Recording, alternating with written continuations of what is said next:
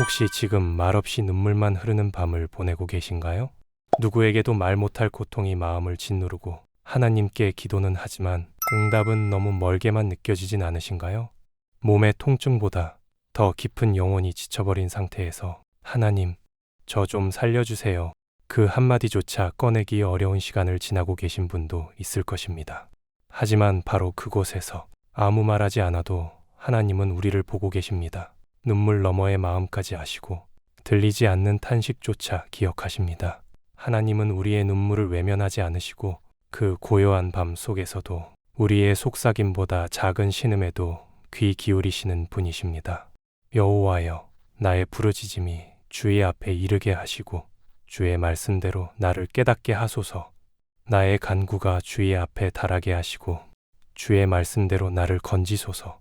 하나님은 지금 이 순간에도 우리를 말씀 앞으로 초대하고 계십니다. 그 초대는 책 한 권의 형태로 우리 앞에 놓여 있습니다. 그것이 바로 시편입니다. 시편은 단지 아름다운 노래가 아닙니다. 그건 깨어있는 심령의 기도이고 무너진 마음이 토해낸 고백이며 하나님 앞에서 감춘 것 하나 없이 내어놓은 회복의 언어입니다. 다윗은 평안할 때보다 고통 속에 있을 때 하나님을 더욱 깊이 만났습니다. 눈물이 말라버린 밤에도 그는 시편을 통해 하나님께 울었습니다. 그리고 시편은 그 모든 울음이 헛되지 않았음을 증언합니다. 이 시편의 고백은 여러분의 고백이 되어도 좋습니다. 주님은 아십니다. 당신의 고통, 당신의 힘듦, 당신의 눈물을 절대로 잊지 않으십니다. 혹시 지금 마음 깊은 곳에 무언가 울림이 있으신가요? 그렇다면 함께 기도하는 마음으로 좋아요를 한번 눌러주세요. 여러분의 소중한 클릭 한 번이 누군가의 지친 마음에 하나님의 위로가 전해지는 통로가 될 수 있습니다. 끝까지 시청해주세요. 이 영상은 무너진 삶의 한가운데서 다시 일어설 수 있는 등불이 되어줄 것이며 시편의 놀라운 회복 여정을 여러분도 반드시 경험하게 되실 것입니다. 그럼 이제 우리가 왜 시편을 붙들어야 하는지 본격적으로 첫걸음을 내디뎌 보겠습니다. 첫 번째, 시편은 고통의 언어로 가득 찬 책입니다. 우리는 시편을 흔히 찬양과 감사의 노래로만 생각합니다. 그러나 시편을 자세히 들여다보면 그 시작과 중심은 늘 고통입니다. 여호와여, 주의 분으로 나를 견책하지 마옵시며 주의 진노로 나를 징계하지 마옵소서. 여호와여, 내가 수척하였사오니 긍휼히 여기소서. 여호와여, 나의 뼈가 떨리오니 나를 고치소서. 다윗은 이렇게 말했습니다. 그는 누구보다 하나님께 사랑받은 자였고 이스라엘의 왕이었습니다. 하지만 병이 들었고 뼈가 떨리고 마음은 지옥 같았습니다. 그는 힘없이 하나님께 울었습니다. 자신이 병든 이유조차 정확히 알지 못한 채 하나님의 진노가 두려워 몸을 떨며 부르짖었습니다. 시편은 그런 부르짖음으로 가득합니다. 한두 번이 아니라 수십 편의 시편이 절망에서 시작되고 통곡으로 마무리됩니다. 여호와여, 어느 때까지니이까? 나를 영영히 잊으시나이까? 주의 얼굴을 나에게서 언제까지 숨기시겠나이까? 이 말이 낯설지 않게 느껴지시는 분도 있을 겁니다. 기도를 해도 예배를 드려도 아무런 변화가 없을 때 하나님, 저를 잊으신 건가요? 라는 생각을 한 번쯤은 해보셨을 겁니다. 다윗도 그랬습니다. 시편은 신앙이 완벽한 사람이 아니라 신앙을 지키기 위해 싸웠던 사람의 기록입니다. 그가 느낀 고통은 진짜였고 하나님을 향한 호소도 진짜였습니다. 여호와여, 내 고통을 인하여 나를 긍휼히 여기소서. 내가 근심으로 눈과 혼과 몸이 쇠하였나이다. 내 생명은 슬픔으로 보내며 나의 해는 탄식으로 보내며 내 기력이 나의 죄악으로 약하며 나의 뼈가 쇠하도소이다. 한 구절 한 구절이 마치 우리의 고백처럼 느껴지지 않으시나요? 여기엔 꾸미지 않은 진심이 있고 형식보다 간절함이 우선된 기도가 있습니다. 이런 시편의 고백은 단지 슬프다로 끝나지 않습니다. 그 고통의 언어는 결국 하나님을 찾는 언어로 이어지기 때문입니다. 다윗은 병들었을 때, 원수에게 쫓길 때, 자녀를 잃었을 때 사람이 아닌 하나님을 향해 부르짖었습니다. 내가 탄식함으로 곰핍하여 밤마다 눈물로 내 침상을 띄우며 내 요를 적시나이다. 내 눈이 근심을 인하여 쇠하며 내 모든 대적을 인하여 어두웠나이다. 눈물은 치욕이 아닙니다. 믿음이 흔들린 증거도 아닙니다. 오히려 하나님은 그런 눈물을 통해 우리와 대화하십니다. 하나님은 차가운 형식이 아니라 뜨거운 눈물 속에서 가까이 오십니다. 대저 내 날이 연기같이 소멸하며 내 뼈가 냉과리같이 탔나이다. 내가 음식 먹기도 잊었으므로 내 마음이 풀같이 쇠잔하였사오며 몸이 아플 때, 마음이 무너질 때, 심지어 살아야 할 이유조차 잊은 날이 있을지라도 그날의 시편은 우리의 고통을 대신 말해줍니다. 내가 간구하는 날에 주께서 응답하시고 내 영혼을 장려하여 강하게 하셨나이다. 하나님은 고통의 소리를 외면하지 않으시는 분입니다. 우리가 무너졌을 때, 기도할 힘조차 남지 않았을 때, 시편은 마치 우리의 영혼이 대신 올린 기도처럼 조용히 하나님의 마음에 이르게 됩니다. 시편은 그렇게 고통의 언어로 가득하지만 그 고통은 결국 하나님을 향해 열려 있습니다. 그래서 시편을 읽다 보면 눈물의 자리에서 믿음이 다시 일어서는 장면을 만나게 됩니다. 그리고 그곳에서 하나님은 우리의 치유를 시작하십니다. 시편은 단지 우리의 눈물을 대신 울어주는 책이 아닙니다. 그 속엔 하나님께서 우리의 눈물에 어떻게 응답하시는지에 대한 놀랍고도 따뜻한 약속들이 숨어 있습니다. 그렇다면 그 약속은 무엇일까요? 이제 시편 속에 담긴 하나님의 치유의 선언들을 함께 들여다보겠습니다. 두 번째, 시편 속에 치유의 약속이 있습니다. 우리는 때때로 하나님이 우리를 치유해 주시기를 기도하면서도 정작 하나님이 어떤 방식으로 치유하시는지는 잘 모를 때가 많습니다. 누군가는 한순간에 기적처럼 병이 낫기를 원합니다. 하지만 하나님은 더 깊은 치유를 준비하십니다. 그리고 그 치유의 약속은 시편 속에 분명히 새겨져 있습니다. 여호와는 마음이 상한 자에게 가까이 하시고 중심에 통회하는 자를 구원하시는도다. 마음이 무너졌을 때 하나님은 멀리 계신 분이 아닙니다. 오히려 가장 가까운 곳, 우리의 상처난 심령 한가운데로 조용히 찾아오십니다. 마치 아무도 모르게 무너져 울고 있는 사람의 어깨를 뒤에서 감싸 안는 아버지처럼 말입니다. 저가 내 모든 죄악을 사하시며 내 모든 병을 고치시며 내 생명을 파멸해서 구속하시고 인자와 긍휼로 관을 씌우시며. 하나님은 단지 육체의 병만 치유하시는 분이 아닙니다. 그분은 생명 전체를 회복하십니다. 망가진 삶을 다시 일으키시고 슬픔을 인자로, 수치를 긍휼로 덮어주십니다. 우리는 종종 이런 질문을 던집니다. 왜 이렇게 오랫동안 고통이 지속되죠? 하나님은 왜 지금 당장 고쳐주시지 않죠? 그러나 시편을 읽어보면 하나님은 우리에게 기다림 속에서 더 깊은 치유를 준비하고 계시다는 것을 깨닫게 됩니다. 내가 여호와를 기다리고 기다렸더니 귀를 기울이사 나의 부르짖음을 들으셨도다. 기다림 속에서도 하나님은 들으십니다. 우리가 기도할 때 혹은 기도하지 못하고 침묵 속에 있을 때조차 하나님은 귀를 기울이고 계십니다. 그분은 언제나 우리의 목소리에 응답할 준비가 되어 있으십니다. 그리고 그 응답은 바로 시편의 말씀 안에 살아 있습니다. 주의 말씀은 내 발의 등이요 내 길의 빛이니이다. 하나님의 말씀은 어둠 속을 걷는 우리에게 길을 밝혀주는 등불과 같습니다. 방향을 잃고 목적 없이 방황하는 이들에게 그 말씀은 다시금 희망을 주고 그 희망이 우리의 내면을 살려냅니다. 주의 말씀을 열무로 우둔한 자에게 비추어 깨닫게 하나이다.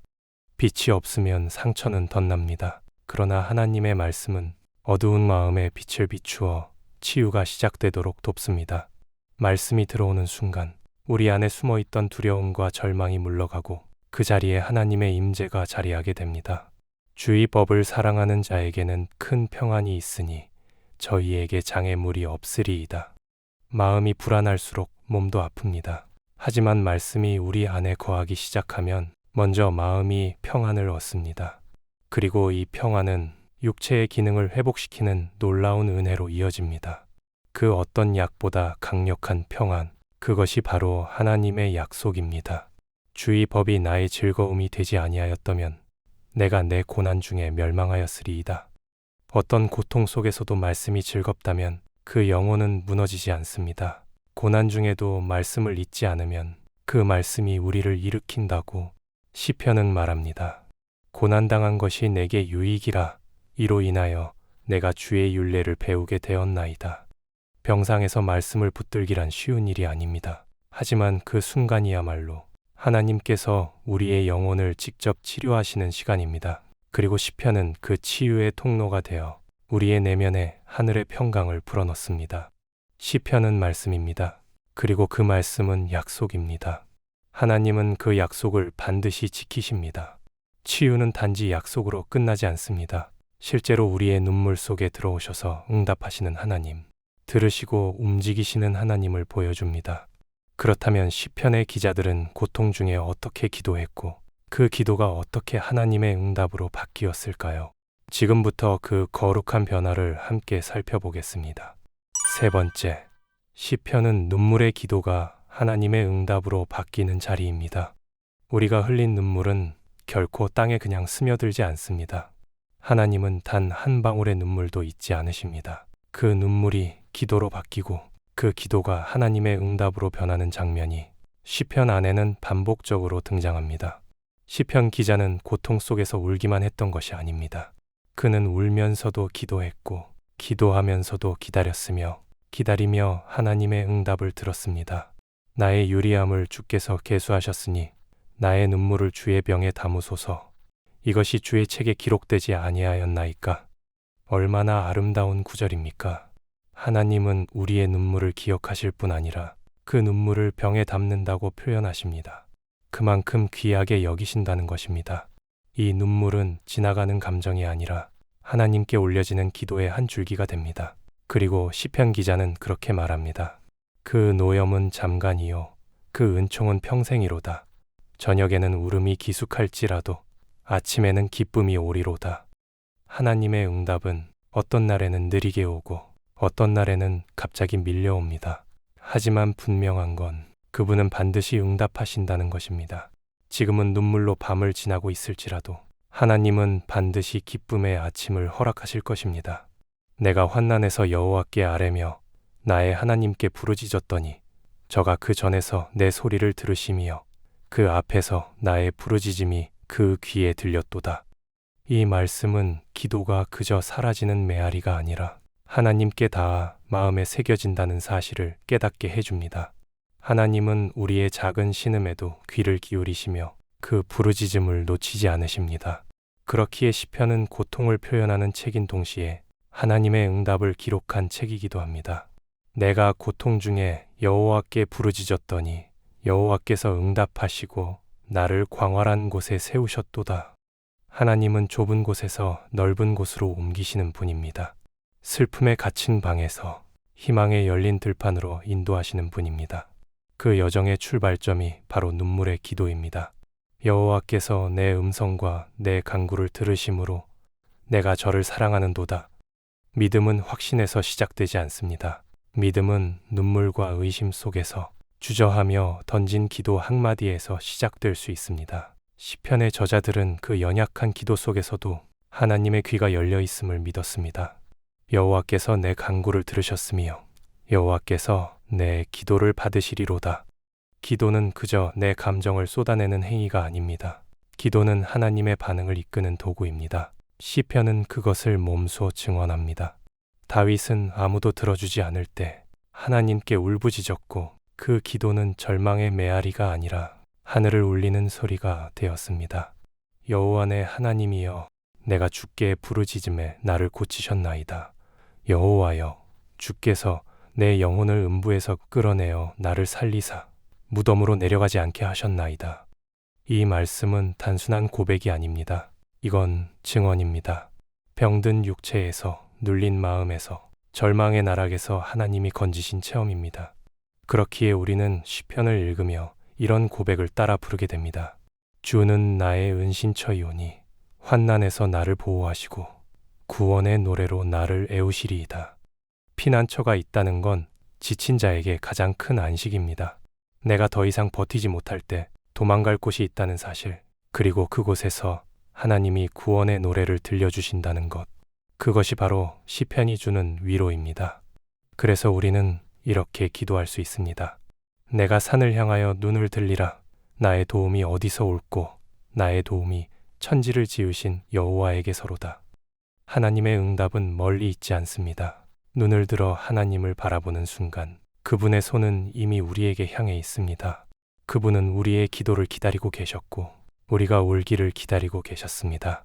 왜냐하면 그 눈물은 하나님의 언어가 되기 때문입니다. 많은 사람들은 치유가 단숨에 이뤄지길 기대합니다. 하지만 시편은 우리에게 말합니다. 하나님의 치유는 말씀을 붙드는 과정 안에 있다고. 그렇다면 우리는 그 말씀을 어떻게 붙들어야 할까요? 하나님의 회복은 어떻게 우리의 삶 속에 깊이 스며드는 것일까요? 계속해서 그 은혜의 과정을 함께 묵상해 보겠습니다. 네 번째, 치유는 기적처럼 오기도 하지만 말씀을 붙드는 과정 속에 임합니다. 우리는 병들고 지치고 고통스러울 때 하나님께 단번에 해결되기를 구합니다. 이 고통이 오늘로 끝나게 해주세요. 이런 기도는 너무나도 자연스럽고 정직한 마음의 표현입니다. 그러나 하나님은 때로 그 기도에 곧장 네 라고 대답하지 않으십니다. 그분은 우리를 외면해서가 아니라 더 깊은 치유의 자리로 데려가시기 위해 기다리십니다. 시편의 수많은 기자들도 기적처럼 회복되는 것이 아니라 말씀을 붙들며 시간과 눈물, 고백과 묵상의 과정을 통해 하나님의 손길을 경험했습니다. 몸이 아플수록 마음은 불안해지고 마음이 불안할수록 영혼은 무너집니다. 그러나 시편은 말합니다. 하나님의 말씀을 사랑하고 붙드는 자에게는 큰 평안이 임한다고. 이 평안은 약이 줄 수 없는 종류의 안정입니다. 하나님의 음성이 마음에 스며들 때 비로소 우리는 두려움의 굴레에서 벗어나게 됩니다. 내가 주께 범죄치 아니하려 하여 주의 말씀을 내 마음에 두었나이다. 이 구절은 죄를 피하려는 고백처럼 보일 수 있지만 동시에 고통 속에서 말씀을 내면화하는 과정을 보여줍니다. 마음의 말씀이 자리 잡을 때 그 말씀이 우리의 생각을 고치고 감정을 정화시키며 무너진 마음을 다시 일으킵니다. 고통은 때로 모든 생각을 멈추게 합니다. 그 어떤 말도 위로도 설명도 들리지 않을 때 하나님의 말씀은 빛처럼 들어옵니다. 무너진 생각, 흐려진 시야를 뚫고 우리 영혼 깊은 곳을 비춥니다. 그곳에서 우리는 하나님께서 아직도 우리를 돌보고 계심을 비로소 깨닫게 됩니다. 기적은 때로 한순간에 일어나기도 합니다. 그러나 하나님의 역사는 말씀을 붙드는 꾸준한 걸음 속에서 일어납니다. 내가 주의 계명을 사모함으로 입을 열고 헐떡였나이다. 이것은 단순한 말씀 읽기가 아닙니다. 말씀을 사모하여 말씀이 없으면 살 수 없을 것 같은 영혼의 갈증을 표현한 것입니다. 그리고 그 갈증이 곧 회복의 통로가 됩니다. 목마른 자에게 물이 공급되듯 말씀을 사모하는 자에게 하나님은 생수와 같은 은혜를 허락하십니다. 여호와여, 주의 말씀대로 주의 인자하심과 주의 구원을 내게 임하게 하소서. 주의 종에게 하신 말씀을 기억하소서. 주께서 나로 소망이 있게 하셨나이다. 말씀에 소망을 둔다는 것은 눈에 보이는 현실이 아무리 절망적이어도 하나님의 말씀이 끝내 이루어진다는 것을 믿는 것입니다. 그 믿음은 시간이 걸리더라도 치유의 여정을 견디게 합니다. 내가 주의 법을 어찌 그리 사랑하는지요. 내가 그것을 종일 묵상하나이다. 시편 기자는 종일 묵상했다고 고백합니다. 아플 때, 지칠 때 우리는 말씀을 잠시 듣고 덮기 쉽습니다. 하지만 치유의 과정은 말씀을 반복적으로 듣고 묵상하고 마음에 새길 때 비로소 시작됩니다.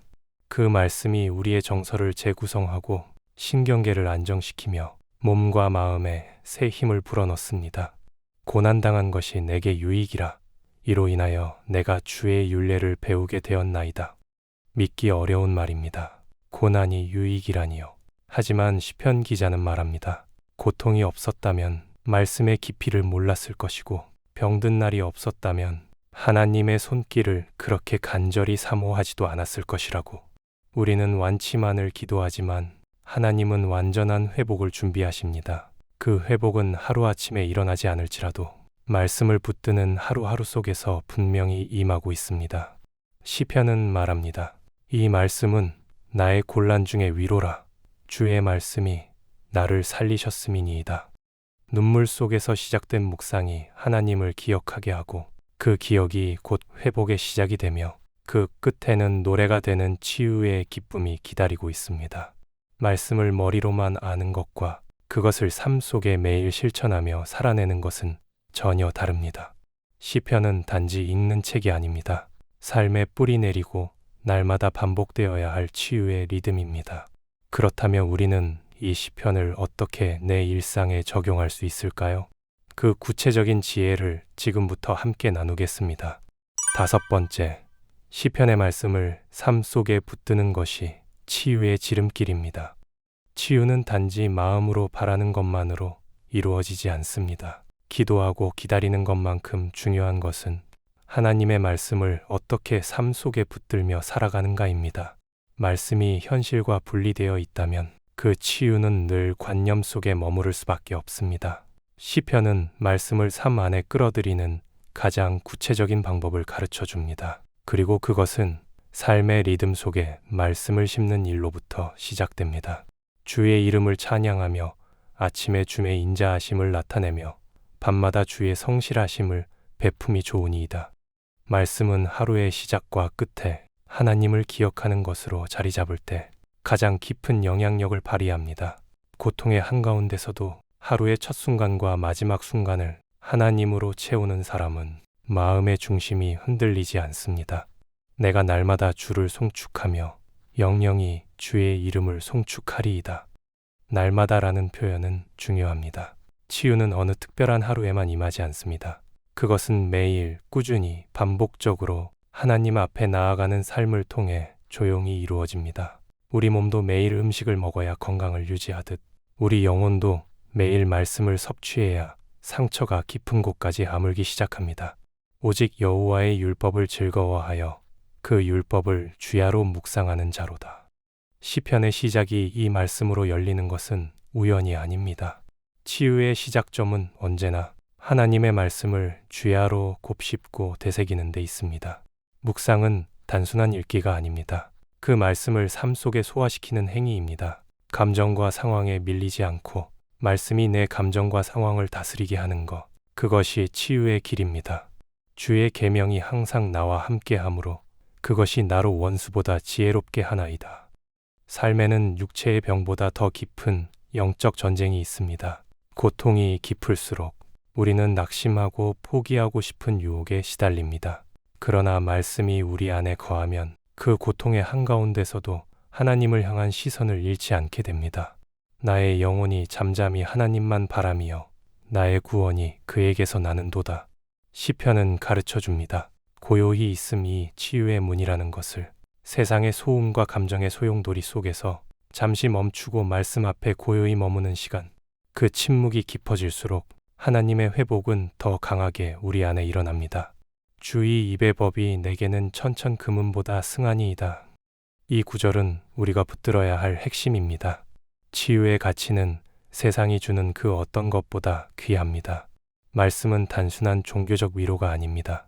그것은 생명보다 귀한 지혜이며 회복의 능력입니다. 병상에 누워있는 분들, 마음에 깊은 상처를 안고 있는 분들, 삶의 기운조차 꺼져가는 것 같은 절망의 자리에 계신 분들, 시편은 그 자리를 말씀의 제단으로 바꿔줍니다. 그곳에서 하나님의 교훈을 조용히 읊조리는 순간 우리의 생각은 바뀌고 감정은 정리되며 그동안 흩어져 있던 영혼의 조각들이 다시 제자리를 찾아갑니다. 내가 여호와를 항상 내 앞에 모심이여 그가 내 우편에 계심으로 내가 요동치 아니하리로다. 이 말씀처럼 우리의 시선이 고통이 아닌 하나님께 머물게 될 때 그분의 손은 더 이상 먼 곳에 있지 않습니다. 내 고통의 중심에 하나님이 계심을 느끼게 되는 순간 그때부터 치유는 삶 전체를 새롭게 빚기 시작합니다. 여러분, 하나님은 지금 이 순간도 당신을 고치고 계십니다. 하나님의 치유는 조용히 그러나 분명하게 다가옵니다. 우리는 자주 묻습니다. 도대체 언제 이 고통이 끝날까? 하나님은 정말 내 기도를 듣고 계시는 걸까? 시편을 붙든다는 것은 이 질문들 속에서도 하나님께 머무는 믿음을 선택하는 것입니다. 곧 내 영혼이 여호와를 기다리며 내가 그 말씀을 바라는도다. 파수꾼이 아침을 기다림보다 내 영혼이 주를 더 기다리나니 참으로 파수꾼의 아침을 기다림보다 더하도다. 고통 속에서 기다리는 것은 결코 쉬운 일이 아닙니다. 하지만 말씀은 말합니다. 기다리는 자에게 아침은 반드시 찾아오며 그 아침에는 하나님의 치유가 임한다고. 상심한 자를 고치시며 저희 상처를 싸매시는도다. 하나님은 우리의 상처를 모른 척하지 않으십니다. 그분은 상한 마음을 만지시고 찢긴 내면을 싸매시며 무너진 육신을 일으키십니다. 그리고 그 모든 과정을 통해 우리를 새롭게 하십니다. 주의 법이 나의 즐거움이 되지 아니하였더면 내가 내 고난 중에 멸망하였으리이다. 병상에서도 울며 기도하던 새벽에도 말씀이 위로가 되었다면 그건 치유가 이미 시작되었다는 증거입니다. 눈물로 시작된 말씀 묵상이 희망으로 피어오르고 그 희망이 회복의 길을 걷게 만듭니다. 내가 주의 계명을 사모함으로 입을 열고 헐떡였나이다. 주의 이름을 사랑하는 자에게 베푸시던 대로 내게 돌이키사 나를 긍휼히 여기소서. 하나님을 향한 갈망, 그 말씀을 향한 사모함이 곧 은혜의 통로가 됩니다. 입술로 읊조리는 시편 한 구절, 잠들기 전 침대 맡에서 중얼거리는 한마디 말씀이 어느새 내 영혼을 만지고 내 마음을 일으켜 세우고 마침내 내 몸마저 회복시킵니다. 내 영혼아, 내 평안함에 돌아갈지어다. 여호와께서 너를 후대하심이로다. 하나님의 손길은 언제나 부드럽고 따뜻하며 우리를 평안함으로 이끄는 힘이 있습니다. 우리가 고통에서 벗어나 평안으로 돌아가야 하는 이유는 하나님께서 우리를 후대하시기 때문입니다. 우리는 징벌이 아니라 은혜를 입은 자들입니다. 이제 우리는 알게 됩니다. 시편은 그냥 성경의 한 부분이 아닙니다. 그 안에는 우리가 고통 속에서 부를 수 있는 기도, 희망 없이 무너질 때 다시 붙들 수 있는 말씀, 하나님의 살아계심을 고백할 수 있는 회복의 통로가 있습니다. 사랑하는 여러분, 하나님은 지금도 말씀을 통해, 시편을 통해 당신을 만지고 계십니다. 그분의 치유는 기적처럼 올 수도 있지만 말씀 속에서 천천히, 그러나 확실히 이루어집니다. 오늘 이 순간부터 매일 시편을 한 편씩 읽어보세요. 그 말씀을 소리내어 읊조려 보세요. 그 안에 담긴 고백이 당신의 마음과 만나고 당신의 고통과 포개어질 때 하나님은 분명히 응답하실 것입니다. 그러니 주저하지 말고 시편을 펴세요. 말씀을 붙드세요. 그리고 하나님께 이렇게 고백하세요. 주의 인자하심을 따라 나로 소성케 하소서. 그리하시면 주의 입의 증거를 내가 지키리이다.